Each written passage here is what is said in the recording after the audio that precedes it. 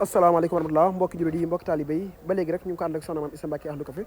fii ci résidence Khadim Rassoul 5e jour ci weeru koor gi édition 2025 ba léegi rek ñu ànd koog waa café gi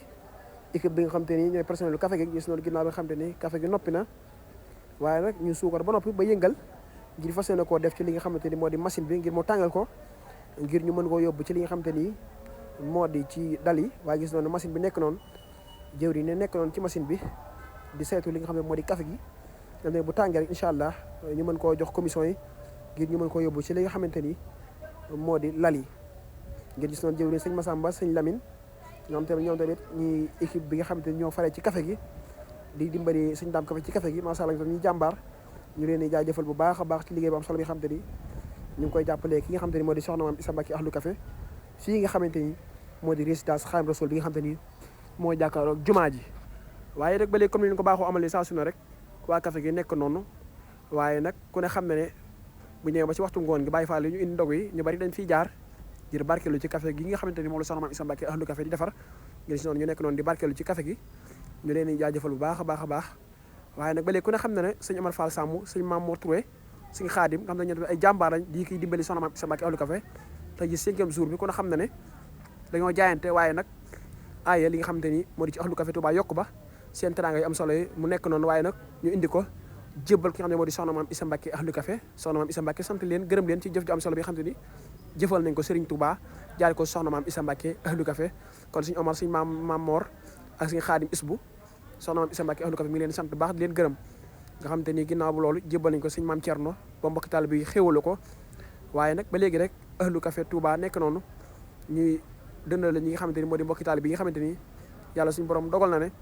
waxtu dog bu dogee bu jotee rek duñ am fenn fu dul yite bu di fii ci résidence Khadim Rassoul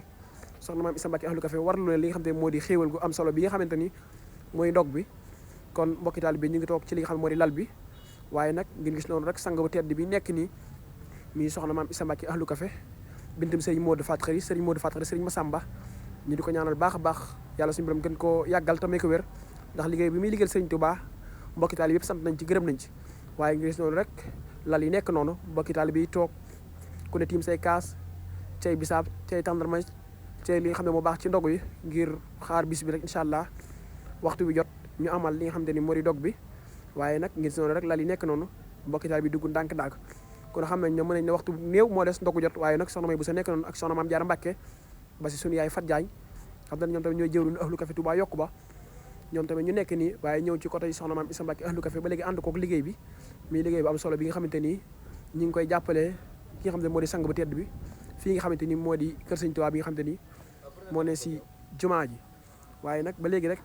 mbokki taalibe yi ñu ngi ci waar wi mbokki taalibe yi ñu ngi ci lal bi ku ne tiim say kaas say mburoog xeeti baax ngir taaxirlu waxtu bi jot ak incha allah ngir ñu def li nga xamante ni moo di yëfi njóobee ni ba léegi rek ñuy jaajëfal baax soxna Maam Issa Mbacké Ahlu Café di ko ñaanal baax a baax yàlla suñu borom defal ko tawfeex ndax liggéey bu am solo bi nga xamante ni mi ngi koy def ci jaamu yàlla yi nga xamante ni ku ne xam na ne waxtu dog bu jotee rek mboolem ñi nga xam ne ñoo ne si jumaa ji ëllëg ko wër dañuy agsi fi nga xamante ni moo di kër Sëñ Touba gi ngir am ci li nga xamante ni moo di dog bi muy liggéey bu am solo bi nga xamante ni mboolem Ahlu Café Touba mboolem xale yi ñu ngi ci ànd ak soxna Maam Issa Mbacké waaye nag ko wax liggéey wax sécurité nga xam ne dañ koy defar ba nga xam ne ngir bañ mu déborder gis ngeen waa Ahlu Café yi nekk noonu ñi nga xam ne ñoo yor organisation bi nga xam te ni kenn ku ne la war xam nga ko te it yaa nga ca macha allah kon liñ def leen lu jaajëfal mboolem personnel yi nga xam te ni yàlla suñu borom dogal na ñoo ne ci li nga xam te ni moo di commission yi nga gis noonu ko wax liggéey rek sécurité yi nekk noonu nga xam te ni fépp rek dañu fay def ay pointage nga xam te ni ngir bañ mu am benn surxa wala mu am benn débordé waaye gis na lal yi nga xam ne moo féete ki nga xam ne moo di sang bu tedd bi soxna Maam Issa Mbacké Ahlu Café waaye gis ngeen sécurité yi nekk noonu xam ne fépp dañu fi def ay barrière waaye nag wut fa ay nit ñu taxaw fa ñu ay sécurité di surveiller ñuy dugg ak ñuy génn ak li nga xam te ni mooy liggéey waaye dañu mel ni waxtu dog bi jot na